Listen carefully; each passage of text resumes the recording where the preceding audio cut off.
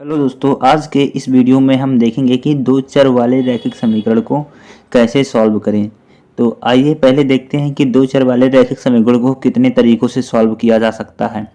तो इसे सॉल्व करने के लिए कुल तीन तरीके हैं, तीन तरह के मेथड्स हैं जिन्हें हम एक एक करके समझेंगे। इसमें पहला है विलोपन विधि, दूसरा है प्रतिस्थापन विधि, तीसरा है वज्र गुणनखंड विधि। आइए समझते हैं विलोपन विधि क्या है। नाम से ही लग रहा है कि विलोपन विधि में कुछ हम गायब करते हैं, विलुप्त करते हैं। इसमें भी ऐसे ही कुछ करेंगे।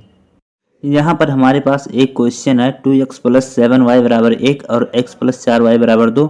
हम इसको समझते हैं। पहले इसको विलोपन विधि से सॉल्व करेंगे, उसके बाद प्रतिस्थापन विधि से, उसके बाद वज्र गुणनखंड विधि से। ठीक है, तीनों विधि से एक एक करके सॉल्व करेंगे। तो विलोपन विधि में हम किसी एक चीज़ को गायब करते हैं, या तो x को गायब करना रहेगा या y को, दोनों समीकरण को जोड़कर। तो सबसे पहले मानते हैं कि ये वाला समीकरण 1 हो गया और ये वाला समीकरण 2 हो गया। ठीक है, समीकरण 1 और समीकरण 2। अब हम समीकरण 2 में अगर 2 का गुणा कर दें, समीकरण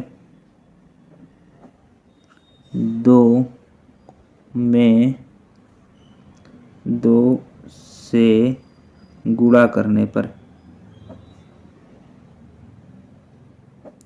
समीकरण 2 में हम 2 से गुणा कर देंगे तो क्या हो जाएगा हमारे पास। देखिए समीकरण 2 यहाँ पर क्या है, x+4y बराबर 2 है, तो 2 से गुणा करेंगे तो x की जगह पर 2x हो जाएगा, प्लस 4 की जगह पर 8y हो जाएगा, बराबर 2 दूनी 4, यानी दोनों ओर गुणा करेंगे। इधर भी 2 से गुणा करेंगे, इधर भी, यहाँ 2x हो जाएगा, यहाँ 8y और यहाँ 2 दूनी 4। ठीक है, इसको मान लेते हैं हम समीकरण 3। अब समीकरण 1 को यहाँ पर वैसे ही लिख लेंगे। समीकरण 1 2x+7y बराबर 1। ठीक है, ये समीकरण 1 हमारे पास रहा। ये अब समीकरण 1 में से, समीकरण 3 में से समीकरण 1 को घटा देंगे। तो घटाने के लिए यहाँ पर प्लस है तो घटाएंगे तो माइनस हो जाएगा, यहाँ पर प्लस है तो माइनस हो जाएगा, यहाँ पर प्लस है तो माइनस हो जाएगा। ठीक है, अब जब घटाएंगे तो 2x में से, अब ये वाला साइन नहीं रहेगा, ये वाला साइन हम लेंगे। जैसे 2x में से 2x घटाएंगे तो कितना बचेगा, 0 बचेगा। यहाँ पर कितना बचेगा, 8 में से 7 घटाएंगे, 8y में से 7y घटाएंगे तो कितना बचेगा, y बचेगा, बराबर 4 में से 1 घटाएंगे तो कितना बचेगा, 3 बचेगा। 4 में से 1 घटाएंगे। ठीक है, नीचे वाला चिन्ह हम लेते हैं, नीचे वाला, ये वाला भूल जाते हैं, ये वाला भूल जाते हैं, नीचे वाला चिन्ह लेते हैं। जो यहाँ पर नीचे वाला चिन्ह रहेगा वही इसका चिन्ह रहेगा। ठीक है, तो y बराबर हमारे पास कितना आ गया, 3 आ गया। अब क्या करते हैं, y का मान समीकरण 1 या 2 में रख देते हैं। चाहे जो जिस समीकरण में जिसमें आपका मर्जी हो उसमें रखो। तो हम समीकरण 1 में रख देते हैं। y का मान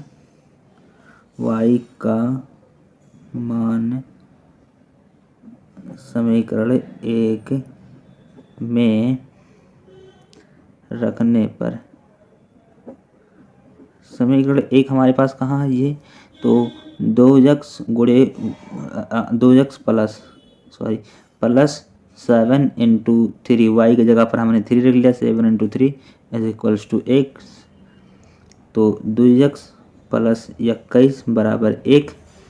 2x 21 इधर प्लस में है, उधर जाएगा माइनस में हो जाएगा, तो 1 माइनस 21, तो 2x बराबर माइनस के 20, इधर 2 गुणा में उधर जाएगा भाग में हो जाएगा, x बराबर माइनस के 20 अपॉन 2, ये हो जाएगी माइनस के 10, यानी x बराबर -10, y बराबर 3। ये हमारा आ गया विलोपन विधि से। विलोपन विधि में हमने एक टर्म को हमें क्या करना रहता है, विलुप्त करना रहता है। जैसे हमने यहाँ पर x को गायब कर दिया घटाकर। इसमें हमने 2 से मल्टीप्लाई क्यों किया, क्योंकि यहाँ पर देखो हमें x को गायब करना है ना, तो अगर इसमें 2 से मल्टीप्लाई कर देंगे तो 2x यहाँ पर बन जाएगा, 2x यहाँ पर, तो हम घटाएंगे तो 2x आसानी से गायब हो जाएगा, इसलिए हमने 2 से मल्टीप्लाई किया। नहीं तो हम 3 से भी कर सकते थे, तो 3 से कुछ, यहाँ से अगर 3 से मल्टीप्लाई करते तो यहाँ 3 हो जाता, 3 हो जाता, तो 3 और 2 घटकर 0 थोड़ी होता, इसलिए हमने 3 से मल्टीप्लाई नहीं किया, 2 से मल्टीप्लाई किया। ठीक है, विलोपन विधि का दूसरा क्वेश्चन समझते हैं। दूसरा क्वेश्चन क्या है, 3x - 4y बराबर 2 और 2x + y बराबर 1। पहले क्वेश्चन में हमने देखा कि कैसे सॉल्व करते हैं। पहले क्वेश्चन में विलोपन विधि से हमने समझा कि किसी एक को गायब करना रहता है, तो यहाँ पर हमने घटाकर गायब कर दिया है। तो यहाँ पर देखो हमने x को गायब किया, काहे के लिए? x हम गायब करने के लिए हमारे पास आसान था, x को आसानी से गायब किया जा सकता था। देखो यहाँ पर 2x था, यहाँ पर x था, अगर इसमें हम 2 से गुणा कर देते, यहाँ 2 से गुणा कर देते इस वाले समीकरण में, तो यहाँ पर 2x हो जाता, तो 2x से 2x गायब हो जाता। तो हमने 2 से गुणा किया था, समीकरण 2 में 2 से गुणा किया था, तो 2x से 2x गायब हो गया था। ठीक है, तो इसमें अगर हम देखें तो यहाँ पर 3x है, यहाँ पर 2x है, अगर 2x का गुणा इसमें करेंगे तो ये 6x हो जाएगा। ये वाला गायब हो नहीं सकता, x वाला जल्दी, तो x वाला पहले गायब ना करके पहले y वाला गायब करते हैं। देखो y वाला आसान है, y टर्म यहाँ पर देखो, यहाँ पर -4y है, यहाँ पर y है। अगर हम इसमें 4 का गुणा कर दें, यहाँ तो 4y हो जाएगा, 4y यहाँ पर अगर आ जाता है तो ये और ये कट जाएगा आपस में, अगर दोनों को जोड़ देंगे तो। ठीक है, तो पहले मानेंगे इसको समीकरण 1, सॉल्व करते हैं समीकरण 1, इसको मानेंगे समीकरण 2। अब लिखेंगे समीकरण 2 में 4 से गुणा करने पर, 4 से कितना गुणा कर दो।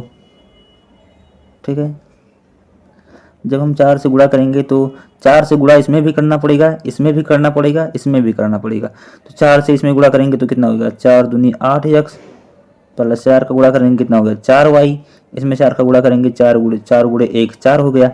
इसको मानेंगे हम समीकरण 3। अब समीकरण 1 को वैसे उतार लेंगे, 3x माइनस 4y बराबर 2। ठीक है, अब देखो समीकरण 1 को मैंने वैसे ही उतार लिया, समीकरण 1 में कुछ गुणा भाग नहीं किया है। तो अगर हम इनको सिंपली इसे जोड़ देते हैं, जोड़ने पर जो यहाँ पर पहले क्वेश्चन में मैंने घटाया है, क्योंकि यहाँ पर घटाने पर दोनों का साइन अपोजिट हो जा रहा था, जिससे दोनों जोड़ने पर 0 हो जा रहा था। लेकिन यहाँ पर बिना घटाए अगर हम दोनों को जोड़ेंगे, दोनों को अगर 4x में 4y जोड़ेंगे, 4y में -4y जोड़ेंगे तो 0 हो जाएगा। ये 4y में -4y जोड़ेंगे तो 0 हो जाएगा, तो यानी घटाना हमें पड़ेगा नहीं, बस जोड़ना ही है। तो जोड़ने पर तो 8 और 3 कितना हो गया, 11।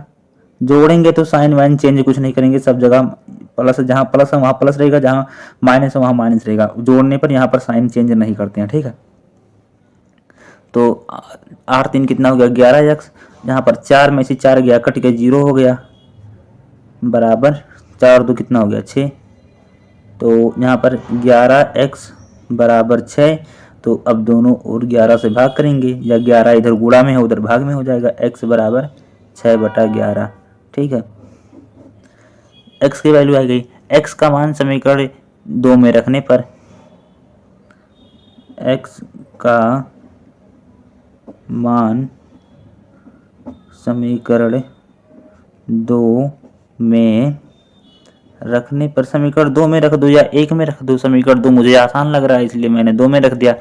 समीकरण 2 में x का मान रखेंगे 6/11, तो 2 गुणे x की जगह पर 6/11 लिख दिया। देखो समीकरण 2 यही तो है, समीकरण 2 गुणे x की जगह पर कितना है, 6/11 है, तो x की जगह पर 6/11 लिख दिया, प्लस y की जगह पर y ही रहेगा, बराबर 1।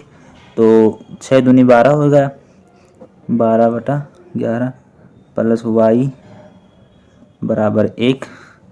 अब देखो y बराबर क्या हो जाएगा, 1 माइनस 12/11 को इधर भेज देंगे, 12/11 हो गया।